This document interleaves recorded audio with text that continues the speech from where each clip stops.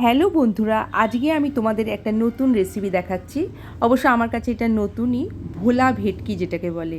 একদম ফ্রেশ মাছটা আমি 7টা কিনে নিয়ে এসেছি, 7 পিস। এটাকে নুন আর হলুদ মাখিয়ে আমি 5 মিনিটের জন্য রেখে দিয়েছি। অন্যদিকে কড়াইতে তেল গরম করতে দিয়ে আমি মাছগুলোকে ভালো করে ভেজে নেব, কারণ এই মাছ খুব হালকা, আর একটু সামান্য যাতে ভেঙে না যায় তার জন্যে আমি কর্নফ্লাওয়ার দিয়ে নিয়েছি। এই মাছগুলো একটা একটা 3টে ছেড়ে দিলাম, ভালো করে ভেজে নিতে হবে লাল লাল করে। ফ্লেমটা অবশ্য অনেকটাই আমি জোরে রেখেছি যাতে খুব ভালোভাবে ভাজা হয়। ওই তেলের মধ্যেই আমি তেজপাতা, লবঙ্গ আর দারচিনি দিয়ে দিলাম। এবার পেঁয়াজ কুচি কুচি করে কেটে রেখেছি একদিকে, এই যে মাছগুলো ভেজে রেখেছি। এবার তেলটা ওই গরম হয়ে গেলে এবার পেঁয়াজ কুচিগুলো আর লঙ্কা দিয়ে ভালো করে লাল লাল করে ভেজে নিতে হবে। আমি যেহেতু টমেটো খাই না, টমেটো দিলে অবশ্য ভালোই হয়।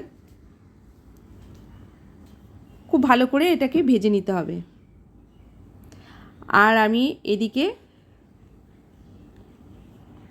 আদা আর রসুনের পেস্ট করে রেখেছি। এদিকে ভালো করে ভাজাটাকে কষিয়ে নিতে হবে। হলুদ দিলাম, একটু কাশ্মীরি মির্চ দিলাম, জিরে গুঁড়ো, ধনে গুঁড়ো আর একটু গরম মশলা দিয়ে দিলাম। আর এদিকে চিনি তোমরা দিতেও পারো, নাও দিতে পারো। একটু নুন দিলাম, আর এদিকে একটু জল দিয়ে নিলাম যাতে ভালোভাবে এটাকে পুড়ে না যায়, ভালো করে কষানো হয়।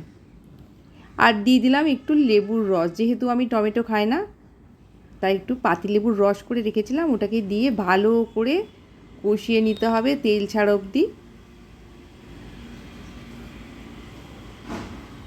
এবার অল্প অল্প করে জল দিয়ে নিচ্ছি, খুব বেশি এটাতে জল দেব না আমি।